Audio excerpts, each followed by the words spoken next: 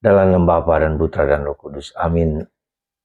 Puji syukur kami aturkan kepadamu ya Bapa, bahwa Engkau bekerja di masa lalu, masa sekarang dan akan datang. Kau setia mendampingi, menolong dan menghibur kami. Terpujilah namamu kini dan sepanjang segala masa. Amin. Para saudara, ketika bangsa Israel mau memasuki tanah terjanji, maka mereka harus melewati sungai Yordan. Dan apa yang dikatakan Tuhan kepada Yosua, pengganti dari Musa, bahwa apa yang ia lakukan oleh Musa pada Musa ketika membawa bangsa Israel keluar dari tanah dari Mesir, lewati sungai Laut Merah, dan mereka harus melewati sungai itu di tengah kering, lalu kedua-duanya sisi seperti tembok. Dan itu akan dilakukan juga lagi pada masa Yosua. Dan Tuhan berjanji dan itu terjadi. Jadi apa yang mau kita sampaikan, mau disampaikan Tuhan kepada kita? Tuhan itu setia akan janji-janjinya. Dan hidup kita berdasarkan janji Tuhan. Percayakah kita akan janji Tuhan? Itu yang membuat kita menjadi kuat dalam hidup. Maka kitab Bilangan, kitab Ulangan, itu mengingatkan kita, coba lihat apa yang dilakukan Allah kepada bangsa Israel. Dan itu akan terjadi, dan terus sampai sekarang terjadi. Dan itu juga yang terjadi pada Yesus, lebih daripada sekedar orang Israel keluar dari perbudakan ke janji keselamatan, ke tanah terjanji. Demikian juga dari Gunung Nebo menuju ke tanah terjanji.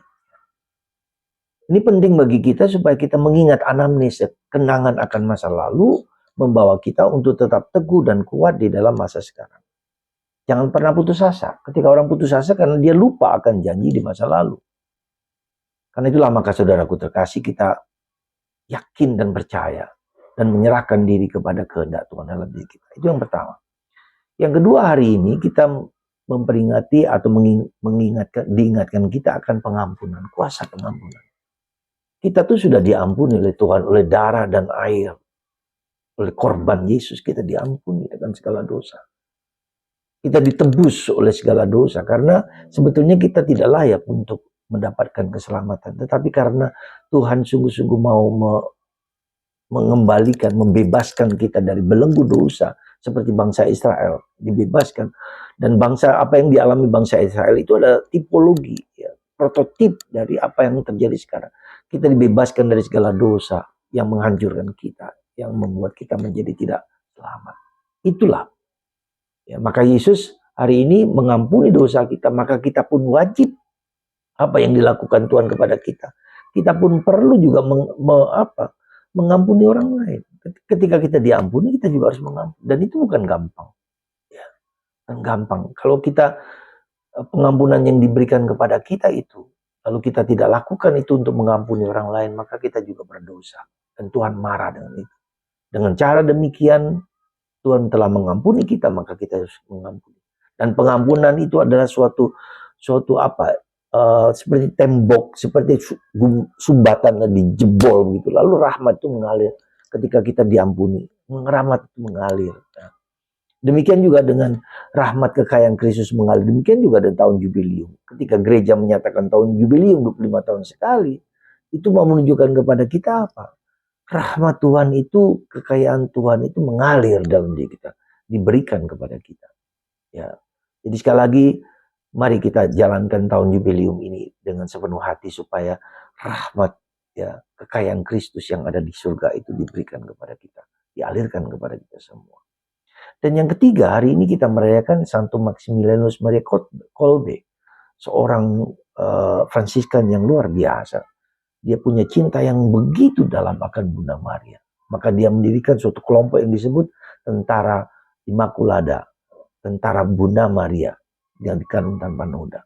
Dan dialah yang memberikan penguraian yang lebih dalam akan Bunda Maria, ya, akan Bunda Maria dengan cintanya kepada Bunda Maria. Ya, maka ketika dia ditahan di kamp tahanan Nazi, dia mengorbankan diri untuk menggantikan seorang bapak yang menangis karena dia punya keluarga. Disitulah Maximilianus kemudian disuntik mati. Dia mengorbankan dirinya. Ya. Dan karena pengorbanan diri itu untuk keselamatan umat manusia. Ya. Maka mari saudaraku, kita harus berkorban. Tanpa pengorbanan tak mungkin ada salib. Dan salib harus ada pengorbanan. Mari kita juga berkorban bagi hidup kita, bagi keluarga kita, bagi anak-anak kita. Berkorban karena kita mencintai dan dicintai oleh Tuhan. Tuhan lebih dulu mencintai kita. Yesus berkorban. Bunda Maria berkorban supaya kita selamat dan bahagia. Semoga Tuhan mengilhami kita untuk berkorban, untuk mengampuni. Meskipun sakit, tetap kita mengampuni dan mengampuni. Tuhan memberkati Anda semua. Dan kita hidup dalam semangat pengampunan. Karena kita sudah diampuni. Tuhan memberkati kita semua dalam nama Bapa, Putra, dan Roh Kudus. Amin.